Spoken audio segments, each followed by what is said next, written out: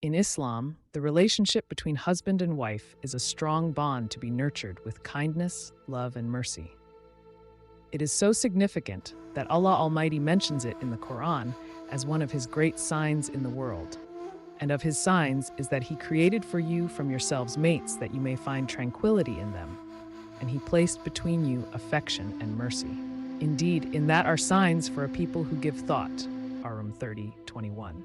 Prophet Muhammad, peace and blessings be upon him, is the role model for every Muslim in all aspects of life. When you read about the Prophet's treatment of his wives, you will be amazed by the great level of care, gentleness, love, and compassion he showed them. The following collection of hadiths highlight glimpses of his guidance in this regard. She deserves the best treatment.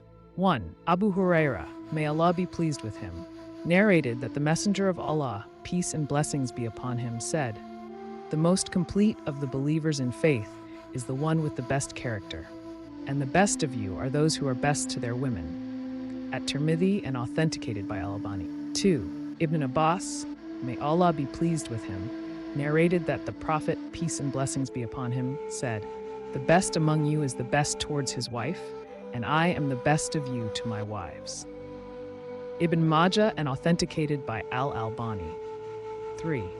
Abu Huraira, may Allah be pleased with him, narrated that the Prophet, peace and blessings be upon him, said, "A believer must not hate a believing woman, i.e. his wife.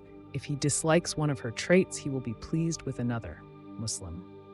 4. Abdullah ibn Amr ibn al-As, may Allah be pleased with them, narrated that the Prophet, peace and blessings be upon him, said, "The world is but a quick passing enjoyment, and the best enjoyment of the world is to have a pious wife."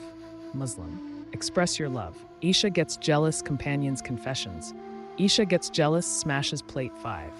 Anas, may Allah be pleased with him, narrated that the Prophet, peace and blessings be upon him, was asked, "O Messenger of Allah, which of the people is most beloved to you?" He answered, "Aisha." He was asked, "And among men?" He said, "Her father." Ibn Majah and authenticated by Al-Albani. 6. Aisha, may Allah be pleased with her, said, "Never did I feel jealous of any of the wives of the Prophet except for Khadija, although I have never seen her." She added, "When Allah's messenger slaughtered a sheep, he said, 'Send it to the friends of Khadija.'" One day Aisha mentioned Khadija in a way that made the Prophet upset. He told Aisha, "I have been granted her love by Allah." Render love into actions. 7. Aisha, may Allah be pleased with her, reported that the Messenger of Allah would give her a vessel to drink. When she was menstruating, then he would look for the spot where she had put her lips on and put his lips on the same spot. An-Nasai and authenticated by Al-Albani. 8. Anas narrated that the Prophet had a Persian neighbor who was good in cooking soup. One day he prepared some soup and invited the Prophet to it. Aisha was present, so the Prophet suggested to the neighbor that she should join them. The neighbor refused to include her in the invitation. The Prophet, therefore, declined the invitation. The Persian repeated the exclusive invitation for the Prophet, who, once again, declined the invitation. In the third attempt, the Persian neighbor invited both the Prophet and his wife, Aisha. May Allah be pleased with her. Then, the Prophet accepted his invitation and went with Aisha to the man's house. Muslim 9. Al-Aswad asked Aisha about what the Prophet used to do at home. She replied, "He used to serve his household, but when it was time for the prayer, he would get up for prayer." Have fun with her. 10. Aisha reported that she accompanied the Prophet in a travel when she was still slim. The Prophet told people to move forward, and then he asked Aisha to race with him. They had a race, and Aisha won. In a later travel, when Aisha had forgotten the race and had already gained weight, the Prophet told her to race with him again. She declined. "How can I race with you while I am in such a condition?" The Prophet insisted, and they did have a race. The Prophet won this time. He laughed then and said, "Now we are even." Authenticated by Al-Albani. 11.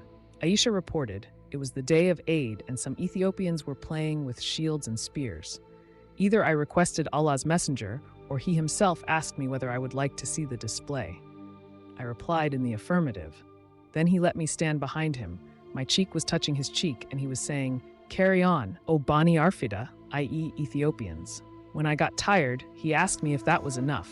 I replied in the affirmative, and he told me to leave. Al-Bukhari.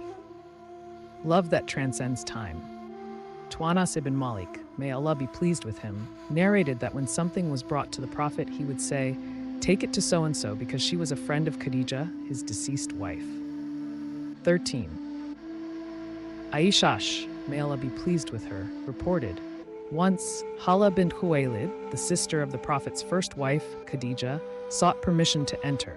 The Prophet recognized and recalled the manner of Khadija when she sought permission to enter. So he was deeply moved and said, "O Allah, may she be Hala bint Khuwaylid." Bukhari and Muslim.